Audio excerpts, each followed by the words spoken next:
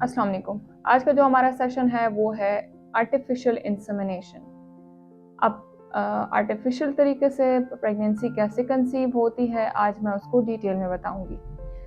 वो वाले क्वेश्चंस जो कि मुझसे फ्रीक्वेंटली किए जाते हैं, मैंने वो क्वेश्चंस कुछ उसमें से नोट डाउन किए हैं। मैंने सोचा कि इस पर एक वीडियो बना ली जाए। तो आज मैं आपका जो भी क्वेश्चंस होंगे, मेरी कोशिश होगी कि उसको मैं क्लियर कर सकूं। सबसे पहले जो क्वेश्चन किया गया है, लास्ट टाइम जो मैंने वीडियो बनाई थी वो थी इनफर्टिलिटी पे।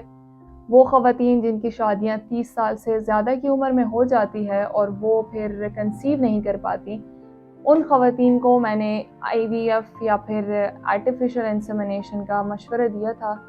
मुझे उस हवाले से कुछ क्वेश्चंस रिसीव हुए हैं, तो मैंने उस पर एक वीडियो बनाना चाही। अच्छा, अब जो क्वेश्चन है सबसे पहले मैं उस पर बात करूँगी जो फ्रीक्वेंटली पूछे गए हैं।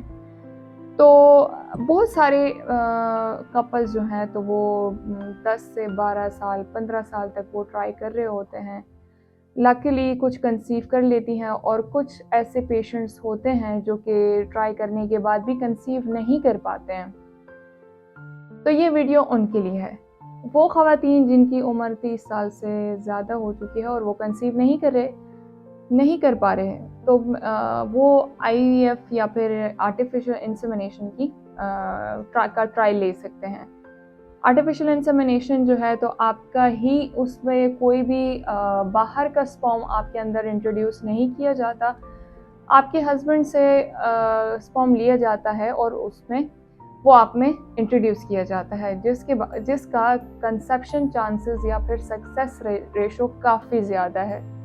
अब होता क्या है, हर माह जैसे कि एक एग मैच्योर होता है, वो आपकी बच्चेदानी तक आता है, स्पर्म उस तक पहुंच नहीं पाता, इरेक्टाइल डिसफंक्शन है या फिर स्पर्म क्वालिटी क्वांटिटी इस तरह से नहीं है, तो उन पेशेंट्स के लिए मैं आर्टिफिशियल इंसेमिनेशन का ज़रूर मशवरा देती हूँ।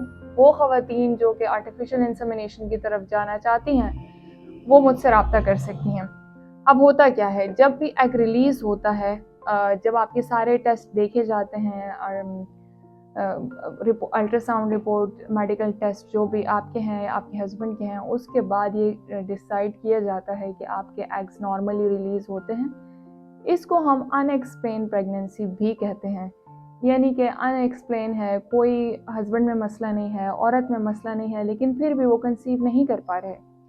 तो ये मेथड स्पेशली उनके लिए होता है जो कि अच्छा रहता है और बहुत सक्सेस रेट है उसका।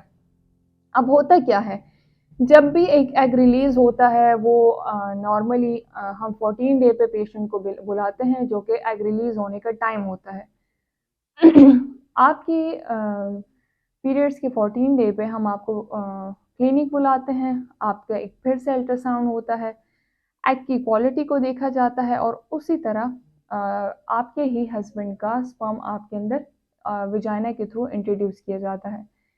पहले ज़माने में ये होता था कि छोटा सा ऑपरेशन होता था, उसके ज़रिए स्पर्म इंट्रोड्यूस होता था। आजकल ये चीज़ टेक्नोलॉजी एडवांस चूँकि हो गई है, तो ये जो भी बेऔलाद जोड़े हैं उनके लिए एक बहुत अच्छा पॉइंट है। तो ये आर्टिफिशियल इंसेमिनेशन आपके आर्टिफिशियली, यानी कुछ इंस्ट्रूमेंट्स के थ्रू आपके अंदर इंट्रोड्यूस किया जाता है स्पर्म, और वो आपको कुछ टाइम के लिए रेस्ट का कहा जाता है और उसके बाद पेशेंट को घर भेज दिया जाता है। ये छोटा सा या थोड़ी सी देर के लिए नशा दिया जाता है और नशे में ही ये सारा प्रोसेस होता है, जिसमें पेन नहीं होता। अब उन ख़वातीन के लिए जिनकी एग्स मैच्योर हो रही हैं लेकिन फिर वो कंसीव नहीं कर रही, या अनएक्सप्लेन्ड प्रेगनेंसी है, तो ये एक उनके लिए अच्छा मेथड है। होता क्या है कि जब भी इस तरह का मेथड इंट्रोड्यूस किया जाता है, तो पेशेंट का फर्स्ट अटेम्प्ट में या सेकंड अटेम्प्ट में कंसीव कभी फर्स्ट अटेम्प्ट में हो जाता है, कभी सेकंड में होता है और कभी थर्ड में होता है, लेकिन होता ज़रूर है। 1 2 3 ट्रायल से पेशेंट का सक्सेस रेट काफ़ी अच्छा आता है। तो लाखों की तादाद में जो स्पर्म एक अंदर जाता है, तो वो कभी जाता ही नहीं है, मतलब उसकी मॉर्फोलॉजी इस तरह से नहीं होती।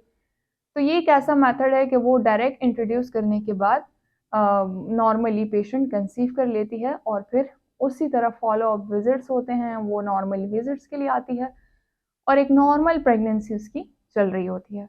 बस तरीका थोड़ा सा डिफरेंट होता है।